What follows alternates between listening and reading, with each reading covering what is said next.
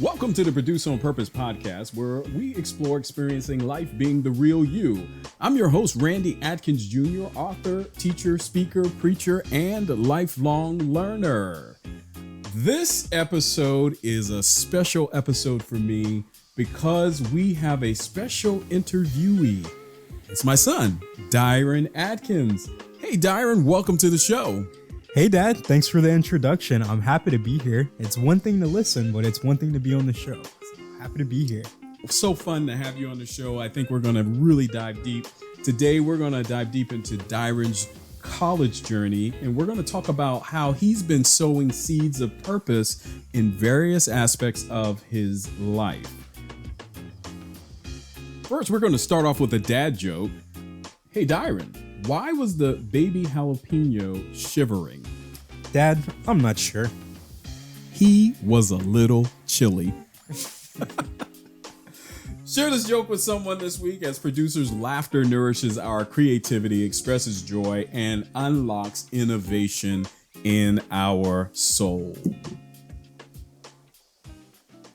So our scripture today for this episode, where we are talking about seeds of purpose, comes from Proverbs, the 16th chapter, verse 3. Commit to the Lord whatever you do, and he will establish your plans. This is a constant reminder for us to seek the guidance and for us to trust the process. And it's interesting because I believe as we go through and we talk about Dyran's journey, we're going to find that the seeds that he's been planting, he has had to commit to the Lord, his plans, and then allow God to guide him and show him the way throughout the process. And so we're going to start off with just welcoming Dyran. And Dyran, tell us a little bit about yourself. I know you're my son, but what else do you want to share with everyone on the Produce on Purpose podcast? Yeah, so first, thank you for that introduction. And like I said, I'm happy to be here. I started out as a musician. I've been playing music since the third grade, where I started out on saxophone and eventually transitioned to trombone, which I played up until the end of high school. And through this experience, I love to learn music, use it as a way to connect with people, and just listen to it and enjoy it. But because of this, I've been able to transition from my middle school to my high school to now college, where I currently attend Carnegie Mellon University. I study business administration and a little bit of tech and business analytics as well. Wow, what a journey. So you started off with music, and I just can remember you. You played the sax and you also played the trombone. And how has that music helped you in your transition as you've been moving into college and even through high school? Yeah, so music is a great way to connect with people whenever you play different types of songs from different cultures. So one of my favorite types is Latin music. My favorite song ever is by Sonny Rollins. It's called St. Thomas, and it has sort of like a Latin funk. And because of this, I've been able to connect with those who are in South America or in Spain and Europe, these sorts of things. So I see it as a way to bridge the gap between those who may not have that much in common. Wow. So you have utilized music to connect really to me with a broader scope of life and what's going on and being able to connect and relate to others. Now, you in high school chose a specific language to study, and I want to know why. Tell me the language that you studied and why you studied that language, and how has that been going for you? Здравствуйте, меня зовут Дима. Does anybody know what that language is? Well, if you guessed it right, it's Russian. So whenever I first came into high school, I was enrolled to take Spanish. However, I saw that there was a Russian introductory course, and I was like, well, I might as well, test it out, see if it's something I'd be interested in. Sure enough, by the end of that class, I was able to read a little bit of Russian, and I had the promise that I would have the chance to actually go to Russia in my third year of studying. But that didn't happen because of what? The pandemic? Yep, unfortunately. So, yeah, you would have been able to go to Russia for free as a part of your school. However, during the pandemic, you weren't able to do that. but hopefully at some point in the future, you may be able to visit. I love that story of what you're talking about. So you have challenged yourself with a language that not many people know, but you are pretty fluent in that language today. And that has seemed to help you as you're kind of moving along. And you've met others along the way that have spoken Russian throughout your jobs and different things that you've done. Absolutely. And in almost any job interview or anytime somebody reads my resume, the first question they have is, why Russian? And from there, I'm able to give them a little bit of my journey, a little bit of myself. So it's definitely opened doors for me. So tell me a little bit about your journey and how you ended up at Carnegie Mellon, and a little bit about what that's meant to you so far and what you've been able to do with it. Yeah, so before even talking about the journey at Carnegie Mellon, I first want to talk about boarding school. I went to Phillips Academy Andover, and from there, at the age of 13, living on my own, I gained so much responsibility. I was able to meet people from diverse backgrounds, and because of this, I believe that it helped me in my transition to college. So currently, Carnegie Mellon University is located in Pittsburgh, and it was quite the adjustment when I got there. My first time actually being on campus was my move-in day due to the fact that we weren't able to visit on campus because of the pandemic. So everything was an adjustment. However, having these skills that I built up in boarding school, so being able to follow a routine, whether that's making sure my laundry is done, I'm going to get groceries, my homework is on track. These things are something that I built and been able to keep building in college.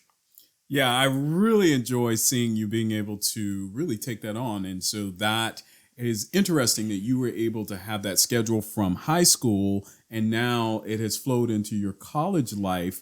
What have you found to be one of the greatest things that has helped you in this transition into college that you really did gain from boarding school? Yeah, one of the biggest things is always remember who your support network is. So since the first year of high school, I've had a routine where I call my parents on every Sunday and we talk and we catch up about how the week's going, how the previous week was and how next week is going to be. And, those times to connect with those who are close to you and it reminds you that you're not alone in this. Yeah, and I'm glad that you started connecting. Initially, it was a little difficult, I believe, in your freshman year, and I believe when you finally came back home, it was like, "Hey, Dyran, we hadn't been hearing from you," and then you put us into your schedule, and it's been a routine. I do look forward to those conversations on Sundays, and so I really am grateful that you have allowed that to be a part of your routine. We enjoy it, and hopefully, it's been helpful for you because my understanding is it hasn't always been an easy road when you are there all alone, whether been in college or in high school. Have there been some tough times where you've had to kind of adjust and make some changes? Absolutely. And I think that's to be expected anytime that you're in a new setting. But like I said, the skills of being able to adapt that I started to gain whenever I was first in high school is something I've been able to build on. And it's just helped me up into my life. It helped me in my life up into this point. So. Nice. So one of the things I wanted to share and ask about from you is now that you are in college and you have been going to this great school that has a great name to it and all of the different information that we see, I've seen you have to transition with the academics. So how has that been and how has it been integrating into Carnegie Mellon's college life? What is college life like for you? Yeah, so this was quite the transition, especially after my freshman fall. In that semester, that's where I truly learned that I can't get through this on my own. I learned the importance of going to office hours and recitations to converse with professors and other students who are working on the same work as you, because always two heads are better than one. So yeah, learning how to rely on others, that's a big point for me. I'm glad that you said that because that sounds like good advice for anyone that maybe in college, maybe making that type of transition is to understand their support network that's on campus And then you also mentioned having the support network at home to be able to make sure you have a full picture of what needs to happen as you're moving forward. So as we move on now, there's been some pretty exciting things that you've had happen throughout your college career and as you've been moving forward. So last summer you had an internship. Can you tell me about, number one, how did you get that internship? And then secondly, how was the internship and how was that experience for you? Yeah, so first I'd like to plug these two programs. One is called MLT, Management Leadership for Tomorrow. The second one is called SEO, Seizing Every Opportunity. Both of these programs are for Black and Latino students, specifically in tech or business, and they provide opportunities with their partner companies, which are like big names such as JP Morgan, Morgan Stanley, Apple, more to be named, as well as opportunities for resume review and one-on-one coaching. So without these programs, I don't know if I would have been as successful, but I'm very thankful to be a part of them. And because of them, I knew exactly how to apply to JP Morgan for asset management. And through this process, I ended up having an internship last summer in which I was able to work with for 3 weeks with about 300 interns to learn about how an organization like JP Morgan functions, as well as how to be most helpful in your role. And then in the last 3 weeks, I was actually on the desk in which I was able to gain hands-on experience about how to operate in the finance world. So you ended up getting that internship by being parts of those programs. I do know that those programs that we ended up learning about those programs from a family friend because we started asking questions about different opportunities. And of course, we encourage everyone that's out there to look for those types of opportunities, have conversations about what you're looking to do. And that way you can go ahead and apply and allow those particular opportunities to be a part of it. Now, tell me a little bit about your life while you were in this internship. Where did you live and what was your commute like? And tell me a little bit about that. And because I think it was kind of interesting to be able to share how that was for you. Yeah, so my internship was located in Midtown of New York City, and I was living in New Jersey City. For those of you who are familiar with it, not too far from the Hoboken area. So this ended up being quite an experience when traversing from home to work. Usually I would wake up around 6 a.m., catch either a bus or a train from New Jersey into New York. Once I'm in New York, transfer to another subway and then walk a little bit to get to work. So from this, not only did I build a routine, but I built responsibility because I had to be there on time. And honestly, after a while building up that routine, it wasn't hard at all to wake up at 6 a.m. in the morning. Wow, that's pretty early. You don't wake up that early here at the house. I mean, I think most of the time we might not see you till after 12, but that's all right. We see that having that and you were actually being able to do that. We saw a little bit of how you were able to do that when we came up and visited. And I'm really proud of what you've been able to do throughout that time and having that internship. What was your greatest thing that you learned from your internship? And do you have another internship coming up? Yeah. So first part of that question, what is the greatest thing I learned? I think I learned how to be a contributor to a team because as an intern, they didn't expect me to come in knowing much, but they did expect me to learn. So after I completed the tasks that were given to me, I always asked, is there anything else I can do to help you? And then my biggest achievement is that I identified a process that was taking 2 to 3 hours every day, and I used my knowledge of Python skills that I gained from a course at CMU to automate this process and take it down to about 15 minutes.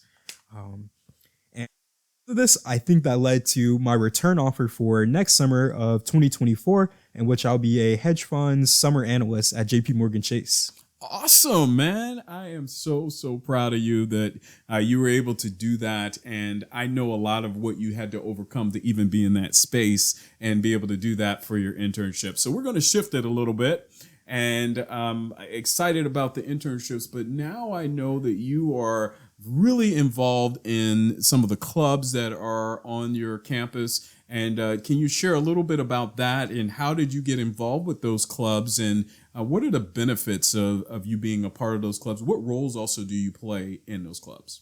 Yeah, so at CMU, I have two main clubs I'm a part of. The first one being the Black and Latino Business Association.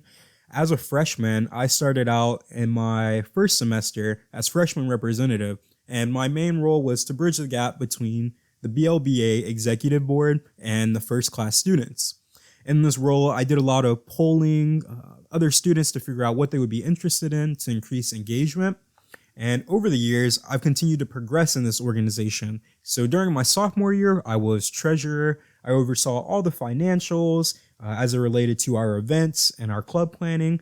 And then this year, I started out as president. So it's been great to see this progression, to look back and really understand how I've come to love and support the objectives of this club, which is to create a space for underrepresented minorities in the business world. And in addition to this, provide opportunities for them. So very thankful for this opportunity. But secondly, I have to mention Russian Tea Club.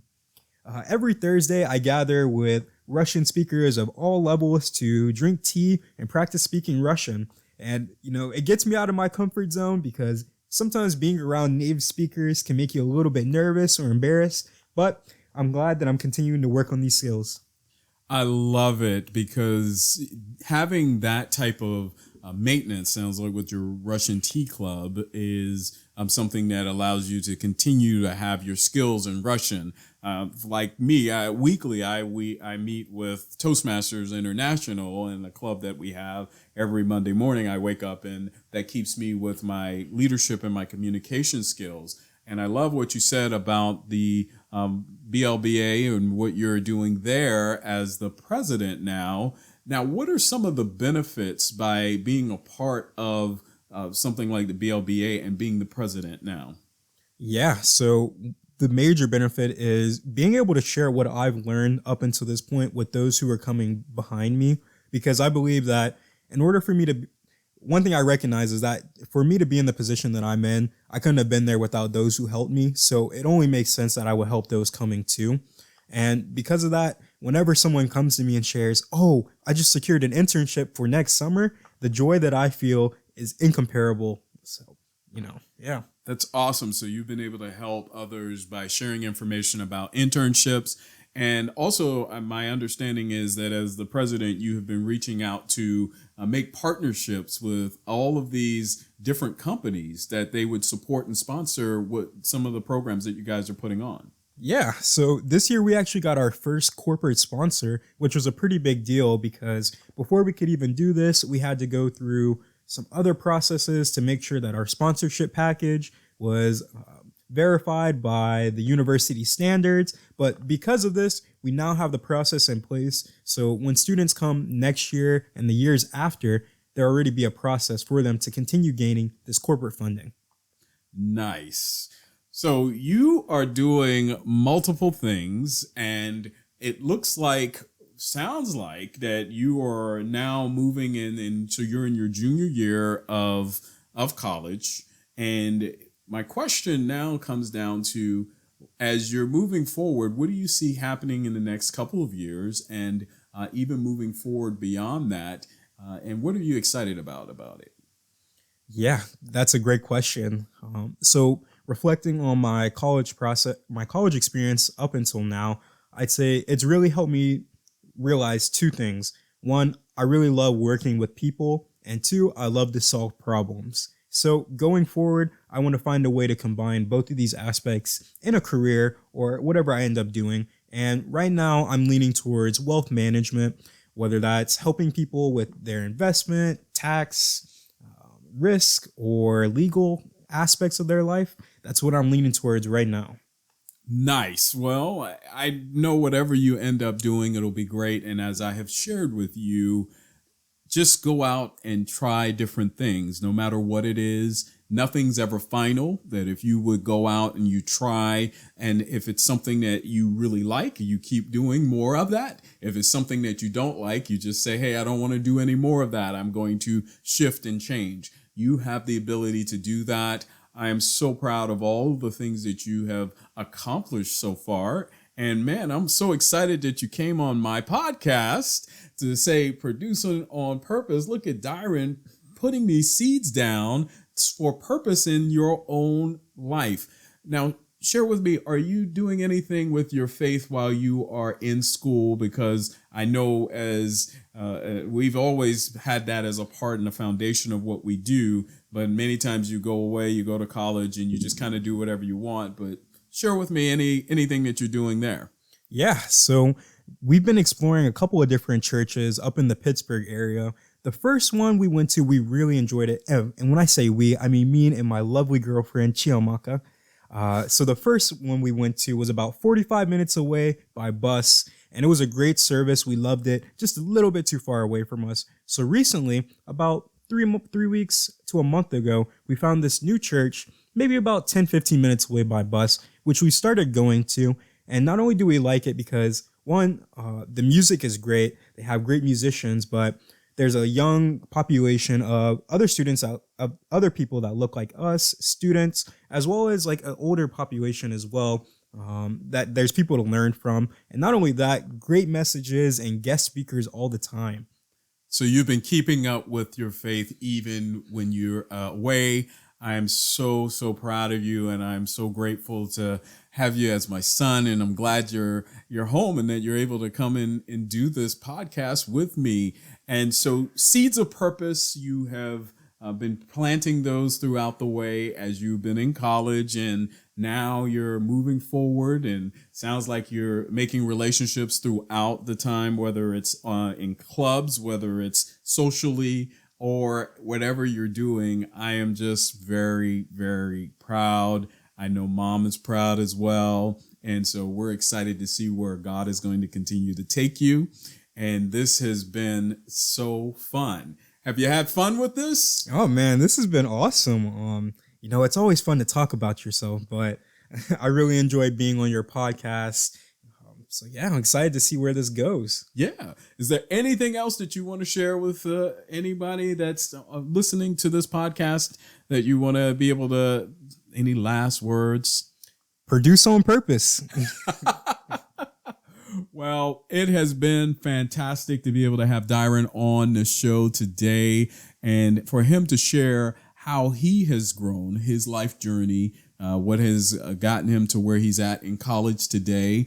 And we are looking forward to some really great things to happen for him.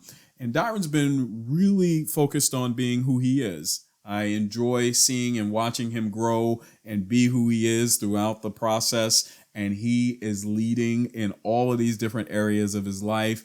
And I am going to just say, be blessed, continue to do the things that will help others. I love to hear that you're giving back. It is a very important thing to be able to share with those who are coming after you, and that you're setting the stage for that to be a part of who you are. That's a part of your character, a part of the way that you live. And I am so thankful that you came on and that you say, hey, yeah, Dad, I'll jump on the Produce on Purpose podcast. And I want to thank you for being such a great son and for being a part of this podcast today. And so thank you, everyone, for listening. Make sure you share this particular podcast with someone, because Dyran has been a wonderful interviewee. Thank you, son.